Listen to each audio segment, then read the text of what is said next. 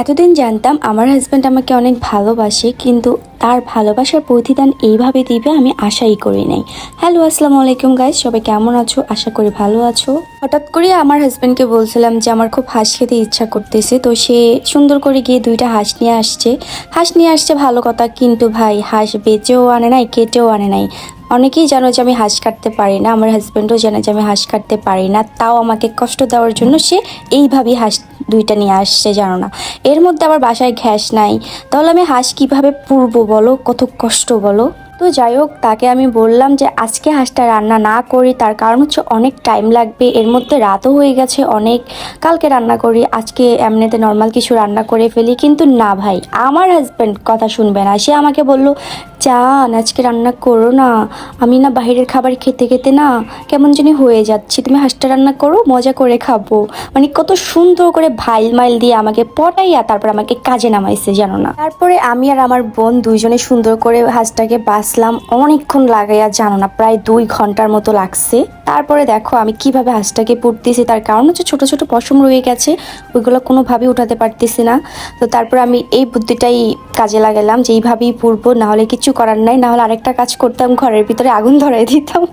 তারপরে অনেক ভয় লাগছিল যে আগুন টুগুন যদি ধরাই, তারপরে যদি কোথাও আগুন লাইগা যায় তখন কি হবে। তো তার জন্য এই কাজটাই করলাম। তো দেখো আমার চুলার অবস্থাটা 12টা বাজায় ফেলছি। আজকে এই চুলাটা আনা হয়েছিল, আজকে চুলাটার 12টা বাজায় ফেলছি। তো আমি সবসময় এমনই করি, কোনো জিনিসেরই যত্ন নিতে পারি না। তো যাই হোক, আমি ভালো করে হাঁসটাকে পুড়ে নিচ্ছি দেখো, আর এত তাপ এই চুলার। তো যাক, আমার হাঁস পোড়া শেষ, দেখো কত সুন্দর করে পুড়ে ফেলছি, তাই না। এখন আমার যুদ্ধ আরেকটা শুরু হবে, হাঁস কাটা। তোমরা অনেকে আমার হাঁস কাটার ভিডিওটা দেখছো, দেখে তো অনেকে অনেক ধরনের কমেন্ট করছো, হাসতে হাসতে সবাই শেষই হয়ে গেছো। তো আরেকটা হাঁস আছে, ওই হাঁস কাটার ভিডিওটা তোমাদের সাথে শেয়ার করব, যেহেতু 2টা হাঁস আনছে, জাস্ট একটা হাঁস কাটারই ভিডিও শেয়ার করছে, আরেকটা যখন কাটবো তখন ওই শেয়ার করব। তো তোমরা অনেকেই বলতে পারো নাই যে এটা কি হাঁস ছিল। একটা আপু বলেছে এটা রাজা হাঁস, জান্নাতুল আপু, আরেকটা আপু বলেছে সুলতানা মিম চীনা হাঁস। তো দুইজনের থেকে একজনেরটা হয়েছে, সেটা হলো যে মিম আপুরটা হয়েছে, এটা চীনা হাঁস ছিল, মাশাআল্লাহ অনেক বড় একটা হাঁস ছিল। আমার হাজবেন্ড যখন প্রথম এই 2টা হাঁস আনলো বাসায়, তখন আমি প্রথমে মনে করছি যে রাজা হাঁস তো অনেক কষ্ট কাটতে আর অনেক বড় হয়, তো সেম একদম রাজা হাঁসের মতোই লাগছিল। আমার জামাইটাকে বলতেছিলাম তুমি না কেটে না বেছে আনছো, তাও রাজা হাঁস। তারপরে এসে বললো এটা রাজা হাঁস না, এটা চীনা হাঁস। আমি তো জাস্ট অবাক হয়ে গেলাম যে এত বড়। তো এই ফার্স্ট টাইম এত বড় হাঁস আনা হয়েছে বাসায়, এর আগে তো এমনি ছোটোখাটো হাঁস আনছে, বাট এই হাঁসটা অনেক বড় ছিল। তো যাই হোক, আমি অনেক কষ্ট করে হাঁসটা কাটছি, কেটে মেটে তারপরে ভালো করে ধুয়ে নিচ্ছি, তারপরে সুন্দর করে একদম মেখে জেখে বসাই দিব। এখন অনেকেই অনেক কথা বলবে আমাকে যে হ্যাঁ, জীবনে প্রথম হাঁস খেলে যা হয়, এই কমেন্টগুলো না সব খাবারের ভিডিওতেই থাকে। মানে মানুষ যদি কোনো কিছু শেয়ার করে, তখন তারা কিছু মানুষ কমেন্ট করে কি হ্যাঁ জীবনে প্রথম হলে যা হয়। তো তাদের উদ্দেশ্যে বলতেছি, তোমরা হয়তো আমার ভিডিও দেখো কিনা না দেখো আমি জানি না, যারা এই ধরনের কমেন্ট করো, আমি কিন্তু ভাই আমার বাসায় সবসময় ধরতে গেলে মাসে 2-3টা হাঁস খাওয়াই হয়, বুঝছো। এই যে বললাম আমাদের বাসায় সব থেকে বড় হাঁস আজকে আসছে, না রাজা হাঁসও এর আগে আনছে, কিন্তু আমার জামাই কেটে মেটে আনছে, তার কারণ হচ্ছে রাজা হাঁস অনেক বড় ছিল। আমি তো দেখে প্রথমে বলেছি এটা কি খাসির মাংস নাকি, এটা মনে করছিলাম, বুঝছো, রাজা হাঁসটা দেখে। তারপর মাঝে মধ্যে যখনই হাঁস আনতো, বেশিরভাগই দেখতাম যে কেটে আনতো আর চামড়া ছিলা থাকতো, মানে চামড়া ছাড়া জাস্ট মাংসগুলো কেটে দিয়ে দিত। যেখান থেকে হাঁস কেটে আনতো তারা কি করতো, চামড়া ফেলে দিত, বুঝছো। তো আমার না ভালো লাগতো না চামড়া ছাড়া হাঁস খেতে। তো আমি তখন তাকে বললাম যে নেক্সট টাইমে তুমি হাঁস আনলে চামড়া সহই আইনো, আমি বেচে তারপর রান্না করে খাওয়াবো। তো তখন থেকে সে আর হাঁস কেটে আনে না, জাস্ট ড্রেসিং করে বাসায় নিয়ে আসে। তো এই আর কি, সে এখনও সেম কাজই করে।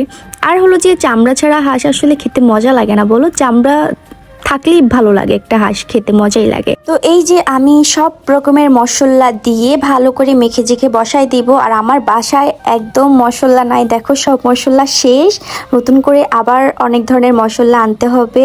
আমার একটা অভ্যাস আছে কি জানো, রান্না করতে যখন যাই তখনই দেখি এইটা নাই ওইটা নাই, এইটা শেষ হয়ে গেছে ওইটা শেষ হয়ে গেছে, তখন আমার মেজাজটা যে এত খারাপ হয়। কিন্তু দোষটা কিন্তু আমারই কিছু মনে থাকে না, মানে থাকুক আর না থাকুক সব দোষ আমার জামাইয়ের। আমার জামাই কেন আমাকে মশলা জিনিসগুলো কিনে দিল না। তো কল দিয়ে তাকেই বকাঝকা করি, এই বাসায় এটা নাই, বাসায় ওইটা নাই, এটা শেষ হয়ে গেছে, ওইটা শেষ হয়ে গেছে, এনে দিচ্ছ না কেন? দোষটা আমারই, আমি তাকে বলি নাই, তো সে কিভাবে আনবে, তাই না? রান্না তো করি আমি, রান্নাঘরের দায়িত্ব তো আমার হাতে। তো সে কিভাবে জানবে যে কি লাগবে না লাগবে, কি শেষ হয়ে গেছে না শেষ হয়ে গেছে, যদি আমি না বলি বলো? তো আমার জামাই বলে, তুমি আসলে একটা পাগল, শুধু শুধু আমাকে সবসময় বকো। আসলে আমার জামাইটা না আমার কাছে একদম ফ্রেন্ডের মতো, বুঝছো? যেমনি ইচ্ছে তেমনি বলি, যেমনি ইচ্ছে এমনি বকি, একদম মানে তাকে চোখ বন্ধ করে সব কিছু বলা যায়, একদম চোখ বন্ধ করে সব কিছু বিশ্বাস করা যায়। মানে আমার জামাইটা আমার কাছে এমনই। তো এই যে আমাদের নতুন কারেন্টের চুলায় আমি এই প্রথমেই রান্না করতেছি, তাও আবার হাঁসের মাংস। তো আমি প্রথমে কিছু বুঝি নাই, তার কারণ হচ্ছে এই প্রথমেই তো আমি মানে চালাচ্ছি চুলাটা। তারপরে আমার হাজব্যান্ড সব কিছু শিখাই দিয়েছে সুন্দর করে, তারপরে আমি বুঝে গেছি। তো দেখো কত সুন্দর করে মাংসগুলো হয়ে যাচ্ছে। অনেক টাইম হয়ে গেছে, এখনো হচ্ছে না তরকারি। আর এদিকে অনেক রাতও হয়ে গেছে, আমার জামাইটার অনেক বেশি ক্ষুধা লাগছে। তো আমি একটু করে তরকারি নিব, নিয়ে তারপর ওকে ভাত খাওয়াই দিব, খাইলে ও ঘুমায় যাবে। তার কারণ হচ্ছে কালকে ওর সকালে অনেক ইম্পর্টেন্ট কাজ আছে, যেতেই হবে। আমার জামাইটার আর ভালো করে হাঁসের মাংস খাইতে পারলো না, বেচারা একদম ঘুমাইয়েই পড়ছে। তারপর আমি ডাইকা উঠাইছি গিয়া। তো যাই হোক গাইস, ভিডিওটা কেমন লাগলো জানাইও। ভিডিওটা এই পর্যন্তই, আর সবাই ভালো থাকবে, অবশ্যই একটা লাইক দেওয়া যাবে। আল্লাহ হাফেজ।